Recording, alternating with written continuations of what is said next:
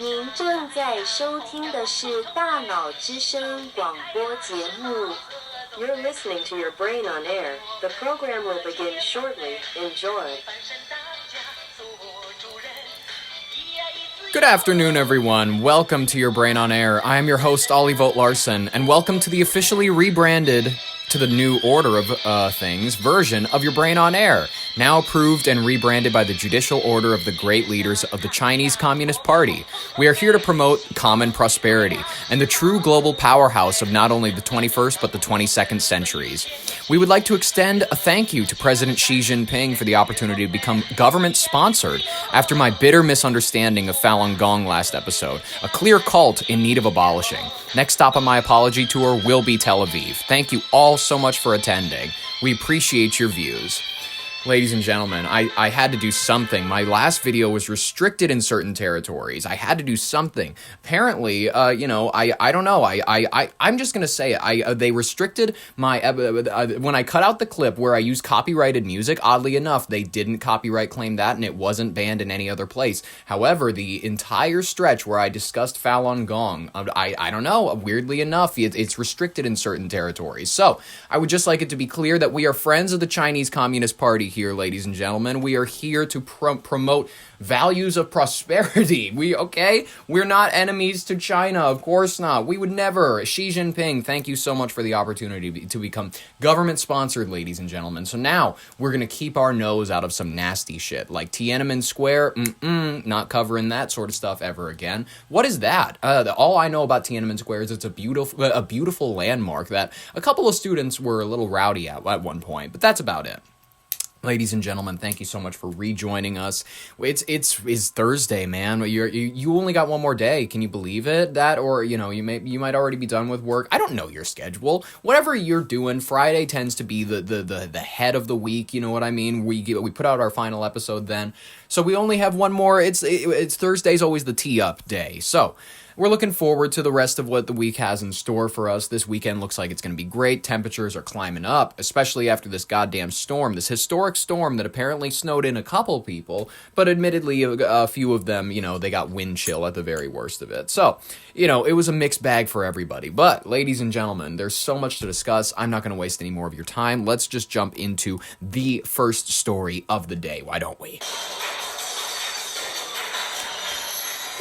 Tom Homan is touting a lot of progress in Minnesota. He says they are not there for photo ops, ladies and gentlemen. And then we're going to cover, are these organic protests, or what are these Signal group chats that are being discussed around fomenting chaos? Ladies and gentlemen, the real situation in Minneapolis, Minnesota. We've been covering this for a while. What began originally as like a couple of protests against the federal immigration program, where they did the metro surge. There was people staying outside of hotels. They were causing ruckus in the middle of the night, inadvertently keeping businessmen up at night as well. So, the catalyst at the beginning was that federal immigration operation known as Metro Surge. We've been covering it the last few weeks. It sent thousands, I think it was 2,000 originally, of U.S. Immigration and Custom Enforcement people and Border Protection agents into the Twin Cities, and as well as New Orleans, but it didn't get nearly as much coverage because nobody died. Let's just be honest. A lot of local outrage has intensified dramatically with 2 fatal shootings we've been counting by federal agents. Most recently, the killing of the ICU nurse everybody's been covering, Alex Pretti. I'm not entirely sure how to pronounce his last name. Most people I've been hearing pronounce it Pretti. It's whatever. You can barely tell. This was January 24th, not 5 days ago, adding to the earlier death of Renee Nicole Good, which, I would like to say this. When you hear the footage and you watch it, you go, once somebody screams gun, clearly the whole situation was changed and altered. They were thrown into panic mode. You can see that none of them being like whatever, none of them knowing that he was disarmed, whatever, completely a disorganized mess. They end up glocking him. They end up shooting him. It sucks. And hopefully, and this is actually what thank God the Trump administration has, I'm guessing with the backlash, they've taken the ability they've taken the accountability to where it's like, fuck, we need to clean this up in the press. All right, say that we retract that statement. He didn't reach for his gun. Say that we're going to take a look into the investigation further. Trump's going to go out there and he's going to deny having like a full-fledged opinion right now. Kristi Noem, Get her ass out. I'm sorry. She's overstayed her welcome. It's been too damn long. I'm sorry. She's only ever done disservice to this mission. She is making an issue that should be like easy for a lot of Americans to get behind, which is, the idea that we need to deport the illegal people who are here. That's not a hard issue for a lot of Americans to agree on. She's taking it and making it so much worse to agree with, especially because she lies every time. This is the second time in the last few weeks that, and not even that, she's mischaracterized dramatically something that we can see with our own eyes, and it makes you either have to listen to the media that's characterizing it as a mom walking down the street who just gets shot for no reason, or the president who is saying, oh my god, this person showed up trying to shoot a bunch of agents. Then you have nobody that you can really listen to, so you look like a nut if you fully listen to either side, and then if you're in the middle, you look like a radical to both sides, but they can't exactly put you in a box because they don't know exactly what is radical about you. They just say, I don't agree with you. That's what happens. Like, ladies and gentlemen, this has been dividing too many people, and now Tom Homan, this motherfucker, this guy, he's got the glasses on, he's got the nice, he's got wide clavicles, I will say that. He's got a wide, broad shoulder spread about him. He's saying, ladies and gentlemen, they're not going to leave until they get shit done. I've heard many people want to know why we're talking to people who they don't consider friends in administration. Bottom line is you can't fix problems if you don't have discussions. Yeah. I didn't come to Minnesota for photo ops or headlines. You haven't seen me.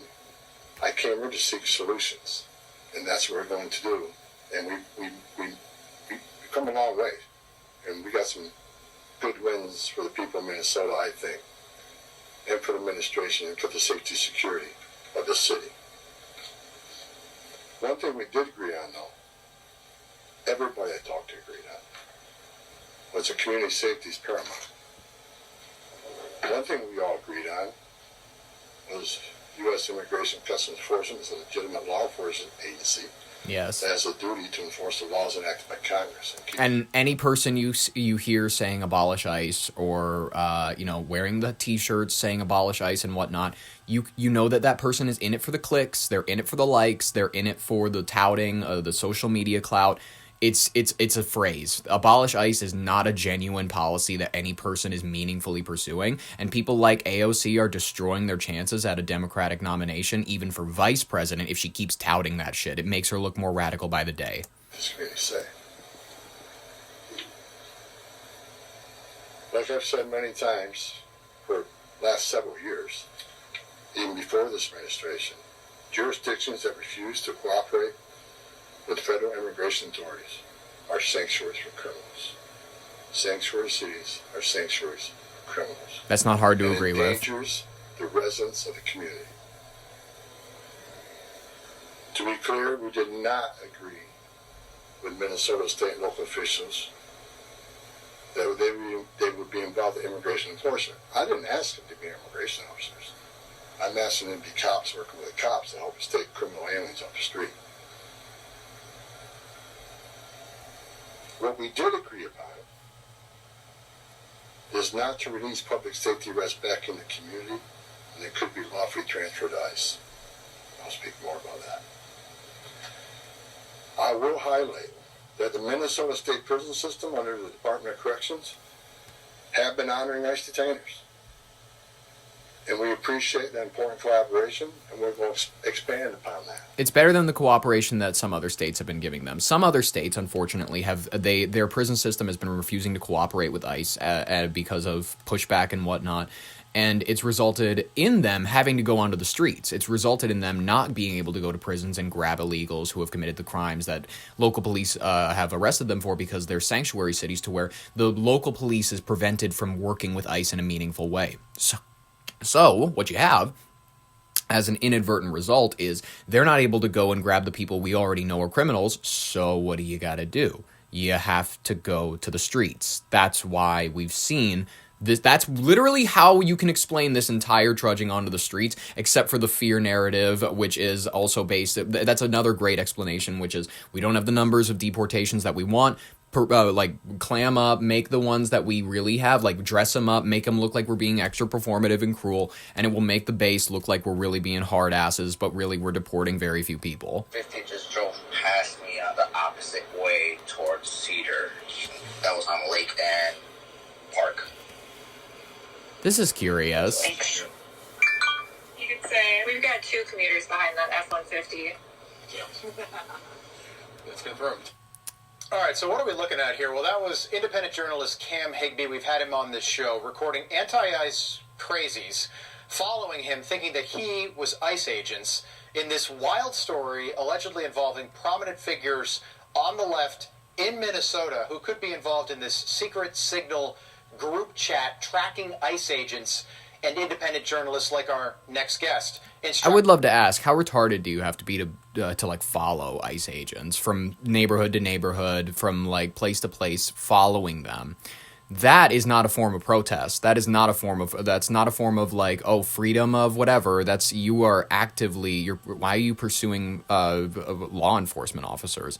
Especially when half the time they're executing warrants where they say, hey, this guy that we have a reason to be grabbing him. And then you blow a whistle at him and then you expect him to stop. Listen, for your own safety, I'm saying it's not in your best interest to be following ICE agents. I don't get it. Listen, we have to have this debate. The debate that's emerged about the extent to which digital organization tools like the encrypted chat groups on apps such as Signal are sharing the on-the-ground activity. Listen, a lot of people and some federal officials have pointed to leaked encrypted chat discussions among activists. And they are arguing that they are being used to track the movement of federal vehicles and coordinate protests. Such claims have been circulating widely on social media. Some outlets, the FBI has reportedly opened a probe into these communications to determine whether or not they've crossed into legal lines, where they can prosecute people. I don't think that they have anything as of yet to where they can say, well, you definitively said commit violence at this place. But they have seen instances of people coordinating protests. Listen, you also have videos of people going, I'm getting paid to be here. I'm sure you are. That's weird. We need to look into who's backing up the money trucks to fund these protests. A lot of these people don't want to talk about the fact that some of these people will be from cities they don't even live in, and they're just like, I'm in the capital of here, and I was bused all the way over here. Who paid for your bus? Yeah, listen. We have to just look into some of these civil liberties advocates. They note that such groups, they're using encrypted platforms for safety to document federal actions. It's protected under the First Amendment, of course. I agree with that. However, when you get to the point where you are removing people who are being detained from the hands of government officials, which some of these groups have been known to do, which is what the group that Renee Good belonged to, unfortunately, ICE Watch, they've been trained to remove people from the grips of ICE officials. You're asking for something bad to happen when you're giving people the training to do such things. I'm sorry. Protesters on where to go. The group chat could also involve 2 Minnesota state officials and a Tim Walz advisor. This is what we talked about yesterday. Amanda Kohler. She has at least 2 Democrat Minnesota state officials and former campaign advisors to Governor Tim Walz. Amanda Kohler have allegedly been identified as admins and dispatchers. Joining us now for more, one of those independent journalists who was named in the group chat, senior editor at the Post Millennial, Andy No. Andy, great to have you back. Can you tell us more about what you're learning about what is really going on here? So your viewers have probably observed that what's happening in Minnesota and St. Paul doesn't look organic. It doesn't. It's so highly organized. I would characterize it as an operation. What we're seeing is really sort of the building of what was learned 6 years ago after the riots of BLM. It's always Minneapolis. And so for weeks now, there have been Antifa-linked anarchists. Just so happens that we begin to have these protests, flaring up right around the time that fraud happened. Suddenly, out of nowhere, Tim Walz's name is scrubbed clean. No one's talking about the fraud meaningfully anymore. Everybody's kind of back memory holing it and talking about these protests and shootings, and nobody's talking. I think there is a world where he could spin this. He could flip the situation into a run for president. He could come away from this situation looking as though he is the hero. Who knows? That's exactly what I think could happen. Collectives online that have put out guides on how people can be better at their uprisings and insurrection. And in these guides, Signal has really emerged as the preferred platform for people to communicate. Signal is a messaging app where it's user-to-user encrypted, and you can create ad hoc groups that auto-delete message, and you can put out links to networks inviting people to join. And I was able to get into the chats today to just sort of get an idea of a snapshot of what it was like. And what I saw today in the current environment is that there's a lot of paranoia now that people on social media have caught on to what these groups are doing. So they're accusing one another of being feds or being compromised. They're kicking people out. They're trying their best to cross-reference people who join and to weed out so-called infiltrators. But it gives you an idea, and if you go back on some of the older messages, how coordinated they are. I was just in the... This is like when right-wingers were doing Parler. You know what I mean? And then they eventually banned Parler on certain app stores and whatnot. This is what we got to do for this, is essentially if these people are proven to be... And I'm not saying they are right now, because we have to look at the evidence and we have to meaningfully... they have to be persecutable. You know what I mean? These people have to be commanding other people or ordering them to situations to which... I mean, listen, if you were able to go after Trump for insurrection, which they, you know, in certain situations could have and should have, you could absolutely foment a case against these people. Main group chat, they have many, many others dedicated to neighborhoods. Okay, can you just comment on this accusation that there are prominent Minnesota Democrats associated with this group chat? Is that something you've seen? So that's not something I've been able to independently verify, for the reason that everybody who's joining can put in whatever name they want. So if there's a name that potentially an associated picture that has a potential association to a real life person, politician, or Democrat political operative, it's possible that somebody could be using that. So just out of the abundance of caution, I'm not verifying it myself. No, I understand that, and I just think the we're trying to connect the dots here, and obviously he's careful. This is not, good.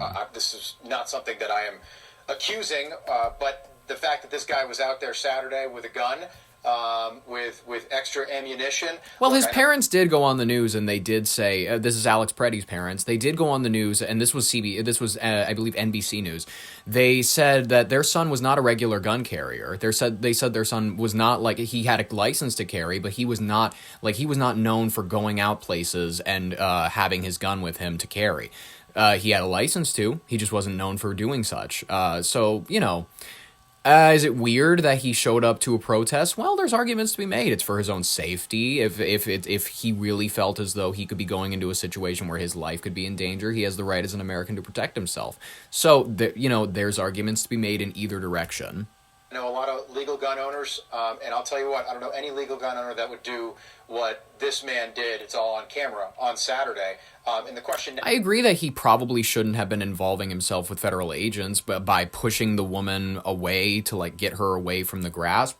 There's also footage of him, I believe this was 7 days earlier, where he also was yelling at their car, kicks their taillight, and then they get out and they slam him to the ground. They get in the car again, and then he walks away. It ends up that he broke a rib or something like that. I think that eventually he would learn that his tactics of physical confrontation and pushing and whatnot, shoving, that's not advisable, you know. You know. Now was he part of something like this? Was he part of an organization that might have sent him out there? Take a look at this. This is a guy who could be behind all of this group chat. Take a look. Federal immigration enforcement under this administration is not here to keep us safe. This is ICE Watch training. This is literally that was the 25th, so this was 4 days ago. This was this is another like a Zoom meeting, it looks like. This is ICE Watch. This was the organization Renee Good appeared to be a member of. Killing people, beating people, terrorizing families, breaking car windows in front of children, detaining human beings like disposable objects. Okay, Andy, do we have any idea who's behind the group chat? I would love to also make this point in regards to a mass deportation. When people want to live in a country and they want to do it so bad that they would do it illegally, they tend not to want to go home, you see. So the issue is you're not going to be able to, most instances, you're not going to be able to actually remove them and have them look all nice and put together and whatnot. Literally speaking, people who don't want to leave, the only way to get them out is to literally go in physically and grab them and remove them. So people who are saying, do it in a prettier way, do it in a whatever way, I kind of agree. I'm saying do it at night. Do it subtly. Do it in the middle of like, come in the middle of the night. I'm saying that people will compare this to the Nazi Germany shit. They'll be like, they're disappearing our neighbors in the middle of the night. Do these things in the middle of the night if you have to. Go to people's homes. If you have a warrant, execute the warrant. And then in the daytime, let people go about their business, but they didn't get the opportunity for photo ops. You know what I mean? There's ways to work around the situation. You are never going to have a mass deportation, which is something that the country should consider on levels. You know what I mean? We have to have levels of immigration enforcement to remove the level of illegals that are in the country now. But in a pretty way, people will never like seeing ugly images on their TV. Women crying, their kids crying and whatnot. It's unfortunate, and it's not a pretty situation. And it's always going to look ugly because, unfortunately, law enforcement is ugly. When people are here illegally, it's not going to look pretty when you remove them against their will. Because whenever anybody is forced to do anything against their will, they're going to look pitiful.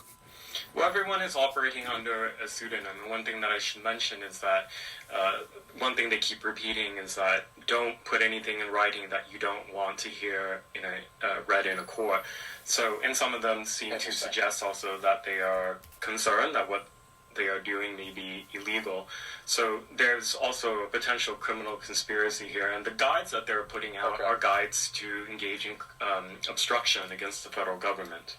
Interesting. Andy, no, we'll have you back. Great to see you again tonight. Thank you. My pleasure. Yeah, it's not within your rights to obstruct federal operations. It's within your rights to record them and let people know how upset you are about it. But once you start one battle after anothering yourself, once you start going, hey, we're going to build bombs and we're going to do the operations ourselves and we're going to be the real revolutionaries and whatnot. Listen, Paul Thomas Anderson, great movie, whatever. But like in general, if you want to be a stoned loser with a biracial kid that ain't even yours, then yeah, that's a vision that you can chase down. But then eventually, you know, your wife's going to run to Mexico and she's never going to be seen for the rest of the movie. Bad writing in that instance. And your daughter is going to go be a revolutionary like the rest of her friends, and you're just going to be that stoned weirdo who's like, yeah, man, we failed, but maybe the younger generations will get it, man. Like, I don't know. Paul Thomas Anderson has made better films. I like The Master. Master's pretty good. Look at this. Here goes a group of professional activists renting a U-Haul, getting signs out of their trucks. This is not organic. These are the same printed signs. And now they're heading to the federal courthouse. What do we want? When do we want it? Do you know who's organizing this? The PSL, Party for Social Movement. Oh, okay. I'm just going to observe. Thank you, though. Tuck in, meet your neighbors, because again, hey, remember, we're not doing this by ourselves, right? Which group is organizing this? Party for Socialism Corporation. We've been out here for a few years. How do you join? Like, if you want to also donate? It's pretty easy. You can look it up, pslweb.org. Wow. Is there like a Minnesota or Minneapolis chapter? Twin Cities. Twin Cities. So, okay, so people can simply just donate and goes to signs and whatever out here to protest. Okay. If we don't get it, if we don't get it, bye-bye, Bobino, bye-bye, Bobino. I'm not gonna lie. I don't want to be a broke ass and I don't want to DoorDash people. Like, I don't want to bring some guy his burrito. I'll go to a protest for a few minutes and I will straight up, I'll get paid. I'll do this. Oh shit. Bro, stop putting your phone in your pocket. Don't reach for your pocket. Shit, man. And by the way, the worst thing that happens to you, you get a little bit of a criminal record, but then you get to go, I was fighting for social justice. And then guess what? That looks great on your resume. And then you're viewed as a beautiful libertine, a beautiful person, and you're free. That's the beauty of it, ladies and gentlemen. I love it. I love the world we're living in. I'm fascinated by what's going on in the future. You should. There's a legit conversation to be had about what immigration type we want to have. I want to have a quiet one. I don't want to have one where we're getting ugly photos of 5-year-olds being pulled into cars. I don't want that. I don't want the photo opportunities. I want people who are committing crimes or who have committed a crime by being here illegally to be gone in the middle of the night. I want them to be gone in the middle of the night, and then I want to wake up and go to work, and I want to go, oh, where did so-and-so go? And they go, shut up. And I go, okay. And then eventually I realize, you know what? Maybe if he really did love this country so much, and maybe if he did care about his fellow civilians, he would have gotten his paperwork in order in time, in order for his family not to leave with him. You know what I mean? Tom Homan said, "Is there a way to prevent family separation?" He goes, "Yes, there is. They can be deported together," which is, it's rough. No one likes to hear it, but it's on the table. Regrettably, ladies and gentlemen, what a world we live in nowadays. But let's talk about something else. Let's talk about something a little less that, not to say this affects you directly. You know what I mean? None of us are hiding in our garage. None of us are, building bunkers because we think it's the end. We're really all just tuning in for the show. Ever since Game of Thrones has ended, have you noticed back in 2019, the new show is Minneapolis. The new show is like the news where, yeah, Donald Trump's first administration was nuts, but we still had Game of Thrones. We still had good television. Now there's nothing good on TV. The best thing that there is like Pluribus, but that doesn't even get any viewership because no one has Apple TV. So, and also Severance. No one knows about that show. No one cares about it because no one has Apple TV. Nobody gives a shit. No one cares. I'm sorry. It's just a fact. No one liked it. At least a few people pretended to like it. Listen. Whatever you want to think about this, we're going to hell in a handbasket, and it's a fun thing to watch. It's a fun thing for you and me to watch. And we're going to tune into it probably tomorrow because I'm guessing there's going to be an update. Thank you, Tom Homan, thank you for replacing that fucking broad. She was so mouthy. She was so and by the way, I'm predicting she's out by May. By like the middle of the year. I'm sorry. Kristi Noem, she is a broad. She is unintelligent. She is absolutely she's a mockery, not only to her party, but to her gender. She is the reason for a lot of sexism. I think that her style that she had when she was the DHS secretary, whatever, she would show up with cowboy hats. She'd spend tons of money on transportation. What record will this woman have, or what legacy will she have? And here, just to think, people were considering her for a presidential pick for the Republicans a couple years back because people didn't know enough about her. I'm sorry, she's absolutely tanked her reputation as of late, and whatever. Let's just hop into the next story. I'm tired of ranting. Ooh, ghost students are presenting a new threat to community colleges. What are ghost students? It's a scam that's apparently costing Americans millions of dollars. Financial aid fraud, ladies and gentlemen. It's taken a high-tech turn, and community colleges are the primary target. These ghost students, they're not supernatural. They're not related to anything, Ghostbusters. They're sophisticated bots or scammers using stolen identities to enroll in online courses. Their goal isn't an actual education. It's the financial aid refund check that they're going to eventually get with that. By the time the professor notices that the student hasn't logged in at all, submitted any work, or done anything, the ghost has already vanished, and thousands of dollars in the federal grants are gone with them. It's enough to the point where we're getting mainline ABC News talking about it. College tuition aid fraud is among the most pervasive, expensive, and dynamic schemes going into 2026. Community colleges nationwide have been deluged by so-called ghost students, an army of digital thieves stealing Americans' identities and using them to submit AI-generated applications. Their goal? To enroll fake students, secure financial aid, and repeat. ABC News and its nationwide network of affiliates have been investigating this growing trend. Here's ABC senior national correspondent, Sibo Sansami. Really? Sibo Sasami.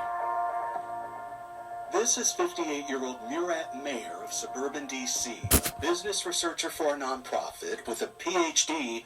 who has no need at all to take classes at this community college in Maryland. What a dork. But as he and his teenage son discovered last fall when they were applying for college financial aid, someone had beat them to it. So that's what you saw. All the ads are fake. Stealing their identities and signing both of them up for classes at community colleges across the country. Just that there were a lot of activity. There are a lot of applications, loan applications, grant applications. Then we panicked. You're here talking with us. He wasn't as comfortable. Great.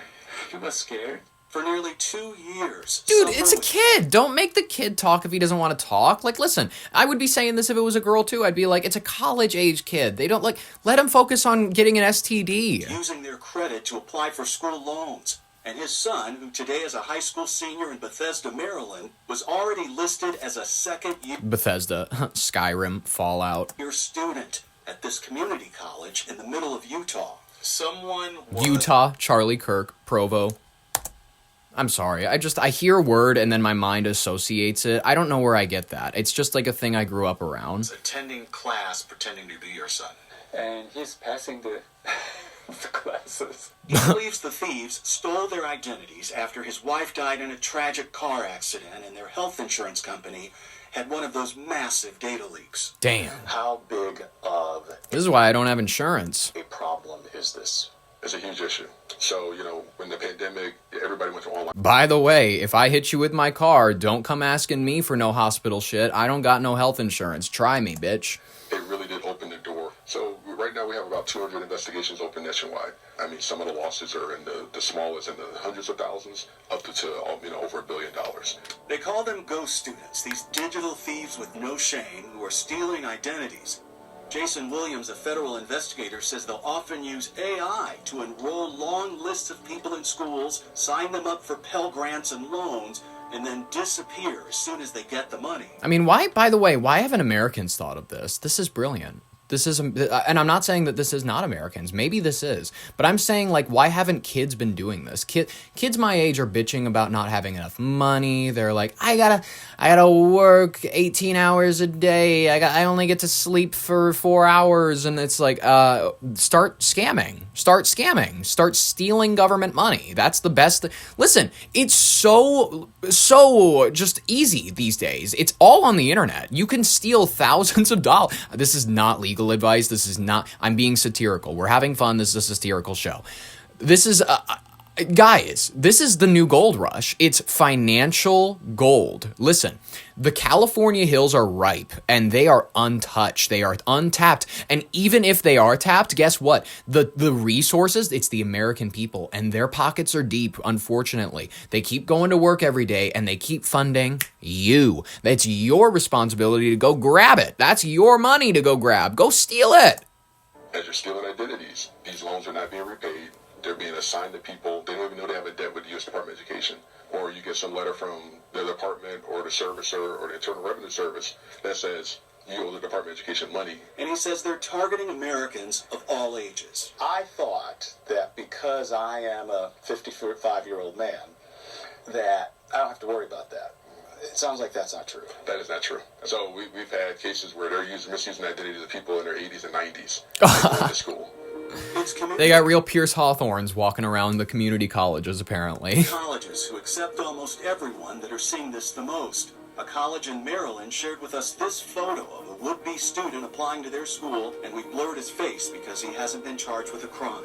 They say he's here showing a fake ID to a suspicious admissions counselor on a video call, and then allegedly accidentally shares this screen, revealing a spreadsheet of other alleged stolen identities. Oh my God. Here's that same would-be student trying to get into the same school just last week, using a different name and ID. This is in Michigan. Authorities warn that in these ghost student cases, anyone's identity can be stolen. From ABC News in New York.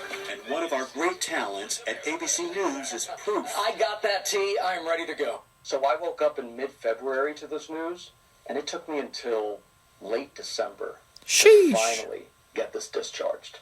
Your best bet is really to get on the road. Anchor and transportation correspondent Gio Benitez got an alert on his phone last year. It was my bank saying that my credit score had just dropped 250 points overnight. Oh. A student loan that had been taken out in 2021, right in the middle of the pandemic.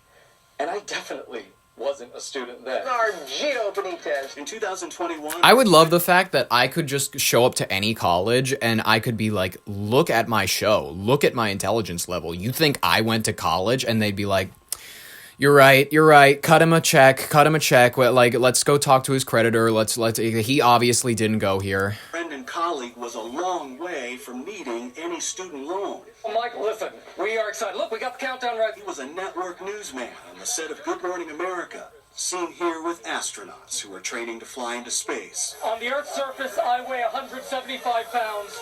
Up here, 0. I put Good my for you. journalist hat on, and I'm like, I need to figure out what's going on here. And the lender at the time was saying, we can't really do anything unless you file a police report. But it didn't end there. The thieves who authorities never found had enrolled him as a student at the University of Phoenix and then disappeared with about $6,000 in financial aid. Wow. He says as a child from a family that struggled with credit, this was upsetting. You have to go and find your high school transcript, like all of these things that you have forgotten about long ago, 20 years ago, and you now have to get all of these documents somehow. It's a lot of work. Our owned and operated ABC stations across America are seeing this up close. At our station in Philadelphia, I'm just going to give you my hand notes of the stuff that I was sharing with you. investigative reporter Chad Pradelli spoke with 2 schools that found hundreds of ghost students using stolen identities. Jesus. Both at the Delaware County Community College. We had nearly 500 ghost students that actually were registered in classes. We canceled over $600,000 in Title IV aid that we had to send back to the government before that aid was dispersed to these fraudulent students. Hey, University of Minnesota, you want to start checking those books? University of North Dakota State, you with the bison, you want to start checking those books? How many records are in the database right now? In suburban Atlanta, former NFL linebacker Maurice Simpkins and his wife run a software security company that helps more than 150 schools. What? Wait, what is it? What was his job? Right now. In suburban Atlanta, former NFL linebacker Maurice Simpkins and his wife run a software Former NFL linebacker runs a software data what? security company that helps more than 150 schools verify the identities of entering students to What make the sure hell? they are real people. He, too, has been a victim of identity theft. Nice. The school gets a pass or fail rating or a review rating almost instantaneous for each student. So if I were to... Maybe I don't know how many, like, do linebackers get hit a lot? Do they get tackled? I don't know how much. But maybe he was one of those players that either didn't get knocked around whatsoever. Maybe is the linebacker the one that, runs back after the ball is snapped and then he throws the ball at the... Oh, wait, no, is that the quarterback? I'm retarded. The linebacker, maybe his brain, it was either not shaken up at all or it was shaken up just right. You know what I mean? You shake up the snow globe and you get it all over the house, the city, and whatnot, and you're like, ooh, that looks pretty. I'm going to put that on the mantle. To simplify it, you've created a firewall for the crooks. That's essentially the way I like to look at it. From a football term, it's an offensive line. And recovered by Green Bay. The former Green Bay Packer, seen here in a game on Fox, discovered... Oh, I have to think you're gay. I have to think you're gay because you're Green Bay. I'm sorry. Who was a victim of identity theft years ago when they were trying to buy a home. He says they found digital footprints from criminal rings around the world. Bangladesh, Pakistan, Nigeria. Most recently, we've been seeing some Russian data where it's actually coming in Russian characters in some instances. I think the If he can say axe, I can say situation. worst we've seen was right around 33-34% fraudulent. 33% of the students who were already inside in one institution, yes, were fake. That's a third. They've already been in classes for a number of semesters. The feds are trying to keep up with the crooks and send them to jail. A Maryland man who used the identity of more than 60 people and ran away with $6.7 million in federal student aid, sentenced to 4 years in prison. A father and son in Arizona who were using the identities of more than 300 people to... What an iconic father-son duo. We go on riverboat gambling trips. We make our own beef jerky. We talk about pussy. That's what we do. And that is all wrecked. And then the dad goes, we've literally never done any of those To things. steal $7.4 million. Whoo! Sentenced to a year in prison each. Bro! A father-son duo, a year in prison each, $7.4 million. I'm just gonna say it. Me and my father, we gotta lock something down, and we gotta scam up, okay? I'm gonna be on the phone tonight. Starting last summer, the federal website for student financial aid began requiring additional ID. Authorities are telling everyone to go to the credit reporting agencies today. Download the app if they have one, and freeze your credit record for free. There are videos like this one that show you how to do it online. One of the things I found out was how easy it was to prevent this. Had I just had those locks on my credit accounts, they're free. And if you need your credit account at some point for a mortgage or whatever it is, all you got to do is go on your phone, hit unlock, you make the purchase, and then you lock it up again. Is this an They're ad? also encouraging parents to check with the credit companies for any lines of credit using the name of their children. This has been hard on you and your son. Exactly. Murat Mayer in Washington says he and his son are fortunate they were able to get his record cleared up before college deadlines. His son has applied to study business finance in the fall. His son's forehead is tiny. This time, it will really be him. And how is he doing? Very well. He's a straight A student, has been very successful, honor student. He said has been very sexist. So he's doing well. He's doing very well. He'll be ready for fraternities. He'll be ready to Steve rape. Sasami, thank you. He'll be ready to do what college boys do, ladies and gentlemen. I'm glad they got him. I'm glad they're getting people. I'm glad they're persecuting them. This is pretty This is pretty baller, ladies and gentlemen. I think that the scale of fraud that has begun in this country it's like I said, guys, it's a new gold rush. And if you're not on government aid websites filling out, I don't know, something with your niece's social security number, I don't know what you're doing. Go over to your sister's house right now. Go over to your sister or your brother's house, or maybe your best friend. Maybe you have a godson, and they just had a baby, and they have that birth certificate and that social security card somewhere. So if you get like an hour where you can just turn the house upside down, that's enough time to get something on lock. Oh shit, my next story wanted to play, but no, whatever. We're going to hop into the rapid fire section of today's headlines, ladies and gentlemen, because there's a lot to cover. This one wanted to play this video. A car has repeatedly rammed into the entrance of a New York City synagogue in a disturbing attack. I mean, yeah, let's take a look.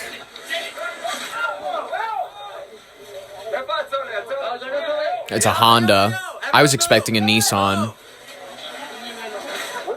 Holy man, he's taken that door out.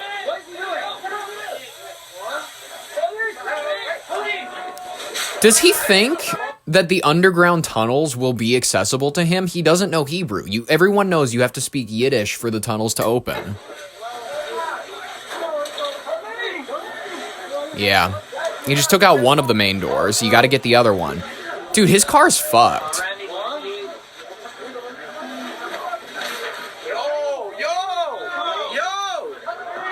Oh, the front of his car is fucked up. I don't even think he's going to be able to pull back.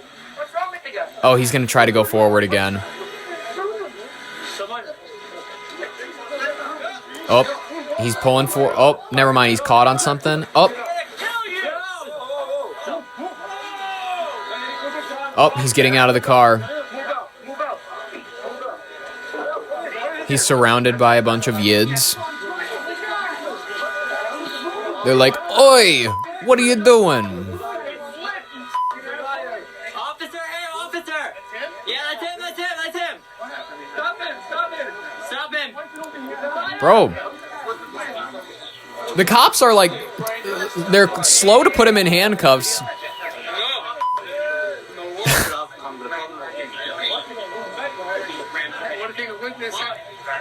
I like how there's just like, this is just clearly like a Jewish day school. There's like a bunch of kids with yarmulkes standing around.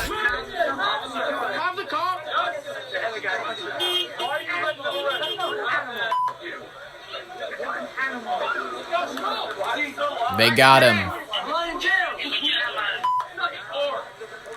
I mean, What does he think it's going to accomplish? Does he think BB's in that building? I don't know.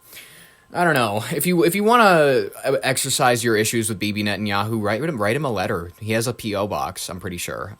Don't put anything in that PO box. I'm pretty sure they have the what's it called, the Mossad check every package. So don't do that. Just if you want to voice him a nice little letter, or maybe at him on Twitter. That's what I'll probably do.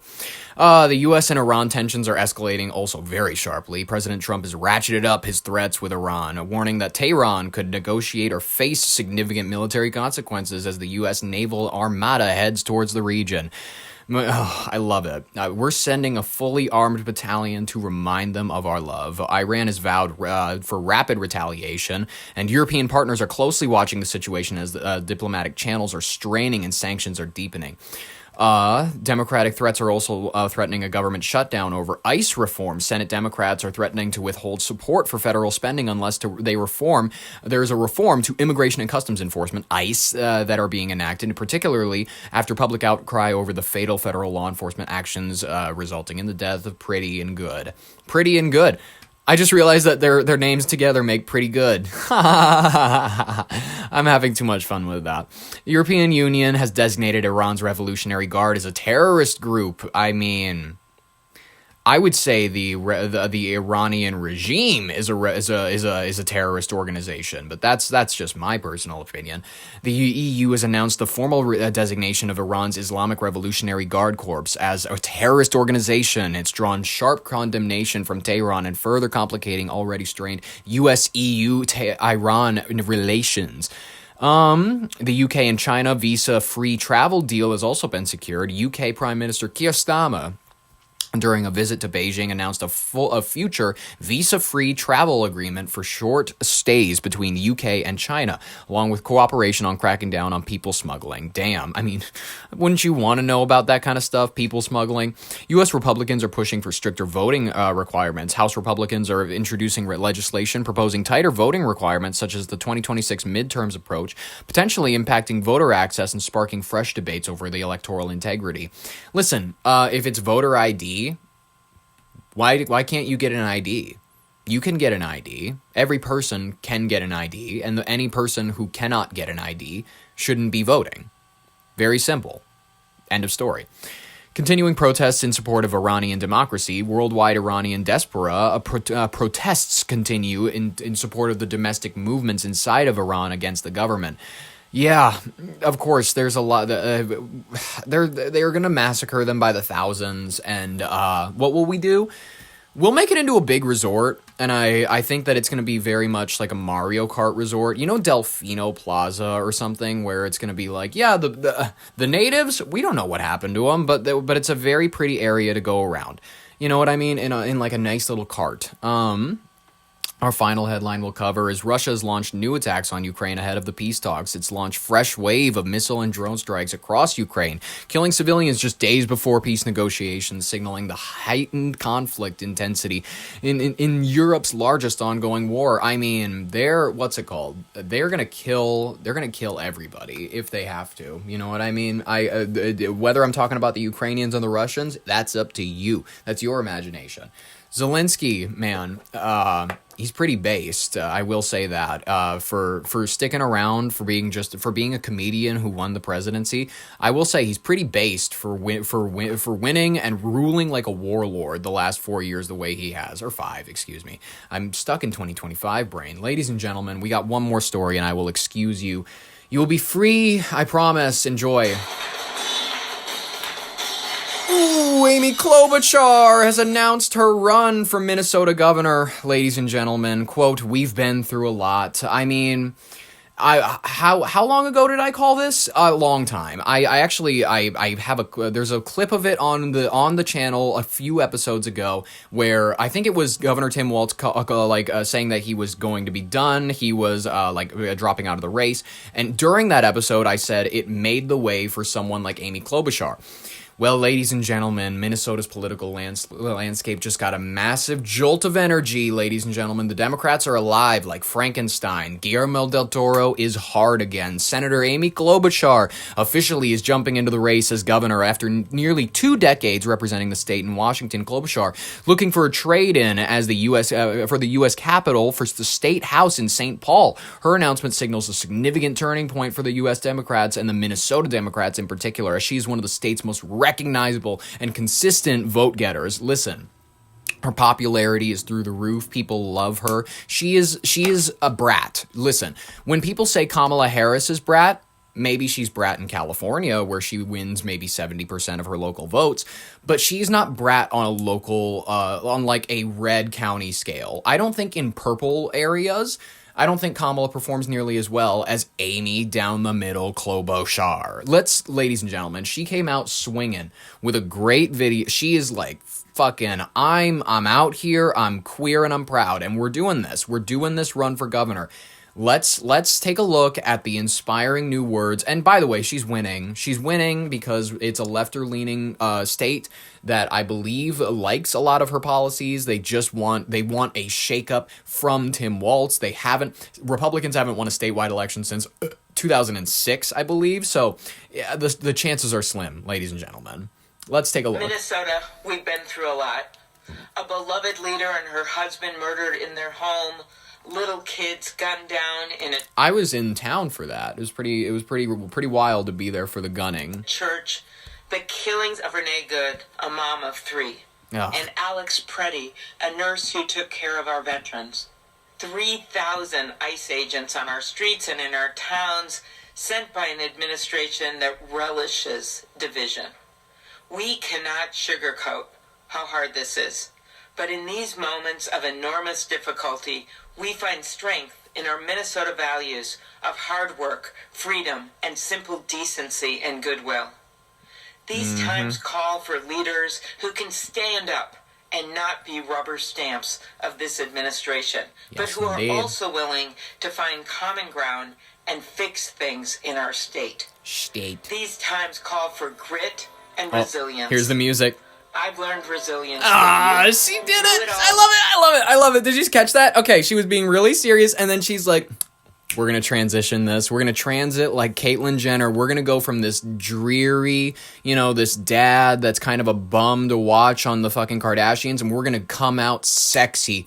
I'm coming out, and I've learned decency from you, the Minnesota people. I love it, Amy. You're popping off, my queen. And resilience.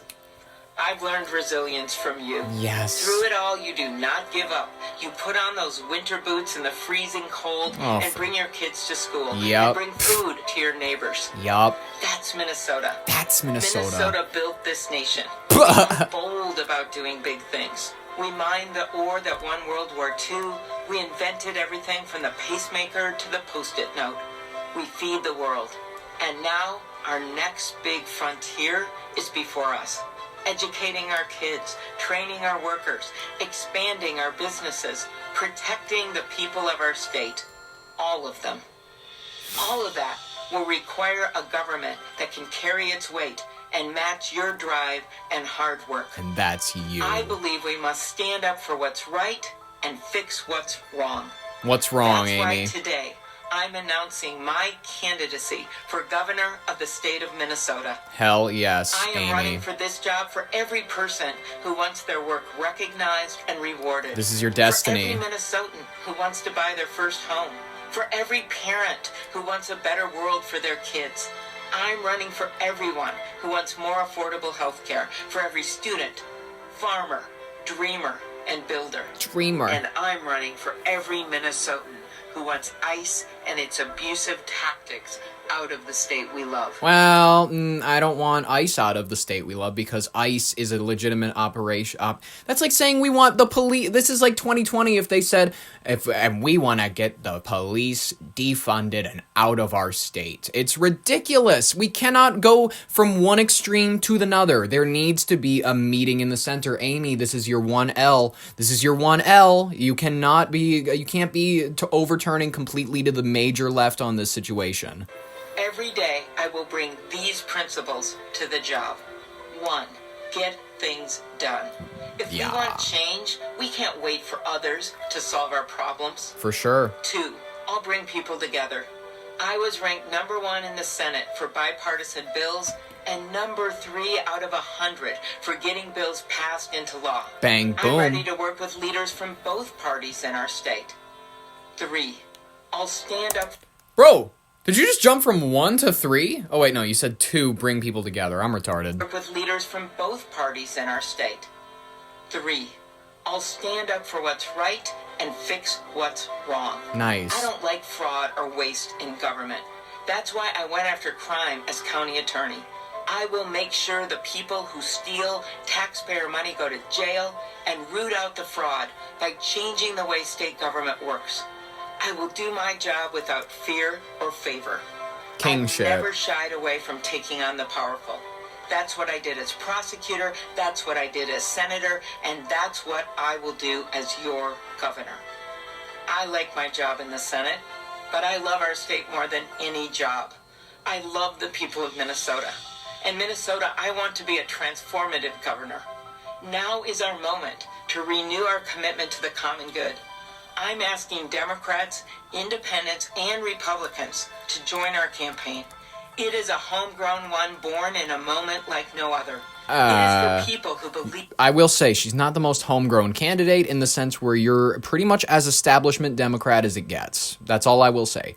Tim Walz was not establishment Democrat. He wasn't. He had communist leanings. Believe in something bigger than ourselves. I'm asking Minnesotans across this state to not look down, to not look away. I'm asking you to look to each other. I'm asking you to look up to the North Star and to see that there is a better future before us. Hell yeah. To pursue good, we must believe that good will prevail. I know I do. And that's why I'm asking you to join us. Join us. Okay, listen, Amy, in general, I'm a fan. I thought it went well. I thought that your performance in the first act was very good. I think that you are going to... I think you're going to get quite a few votes, in all honesty, but listen. She needs to understand that this complete secession from ICE it's not in the popular dialect. Not everybody is going, we want ICE out of our state. That's not what people are saying. That's not what people are thinking. If people who are overly authoritarian, right? The federal government it's gone full authoritarian. We need to get every federal agent out of the government. There are certain people who have been captured in ideological thought on the left who think that way. But what we need is reform. We don't need complete abolishment. It's fixing one extreme with another, and I don't think it's actually going to fix anything. But in general, Amy, I'm loving what you're doing. I'm loving what you're up to. We got one more clip of you, and I will let you all go. How are you feeling today about where we are in terms of the administration actually drawing down their operation in Minnesota? Well, Minnesota has been the center of America's heartbreak for the last month, once again, but we've also been the center of America's courage and hope. And the first thing I feel is gratitude for the people in my state who stood up and are still standing up. The reason they're still standing up is that, as you know, ICE is still there, 3,000 agents. There's still activity going on, including in small towns and rural counties. I got a Republican mayor texted me today, a county attorney. So things are still happening, and they have not brought them out of our state. They have, however... It's not that they should. They shouldn't bring them out of the state. News. They brought Border Control out, and as you know, Border Control were the ones involved in the killing of Alex Pretti. And, of course, Bombino gone, who was a complete negative force during this entire... Also a dork. Can we mention how much of a dork Greg was? He didn't bring energy that was, advisable, very kind of level-headed. It was goofy, Greg Heffley kind of narc energy that he had. Entire invasion. And so then that leaves you with 3,000 ICE agents. And I know the governor and the mayor had meetings with Homan that they both described as positive. I have continued to talk to the White House. Last week, I told them that someone would die if this continued before Alex Pretti was killed. I said it could be a gun, it could be a car. You just can't have 3,000 ICE agents when there's only 1,100 police officers, sworn police officers in Minneapolis-St. Paul. As you have rightfully described, John, people call 911 because ICE agents are surrounding their home because a DoorDash driver runs in and this mom with a 3-year-old doesn't know what to do, and the police... Maybe the DoorDash driver should just comply if he has nothing to fear. ...are trying to help her instead of maybe investigating a burglary or working on protecting the community or just out in the community. All of that has stopped because... Like they would be out there protecting the community, they'd be out there ice fishing. ...the community in large part from ICE and trying to stop any kind of interactions that would result in death or injury. And I just keep going to the fact that 50,000 Minnesotans, I was there, peacefully march. 50,000 in minus 10 below weather. And the next day, 6 ICE agents can't handle a guy who's a nurse at the ICU at the VA with a cell phone. That is exactly what happened within 24 hours. Sucks, man. It does. Well, Amy Klobuchar, folks, she's a friend of the show. We love her. She is an icon. And she'll fulfill the destiny, and I'm really just glazing her, hoping that she makes me a part of her administration in some meaningful way. I can be the head of broadcast, I can be public relations, Amy. People like me because I'm real. People like me because I'm real, and they understand that I'm not trying to pull a punch on them. Ladies and gentlemen, I hope that you have a wonderful, wonderful rest of your Thursday. We will be back at it again with the Friday show. That's the last of our week, but as you know, it's not it's not series finale. We are doing Monday through Friday next week. It's going to be wonderful. Subscribe if you want more, like if you liked it, ring the bell if you want notifications. Ladies and gentlemen, thank you so much for listening. I'll catch you in the next broadcast. This has been Ollie Vogt Larson with Your Brain on Air. Thank you so much for listening, and bye-bye.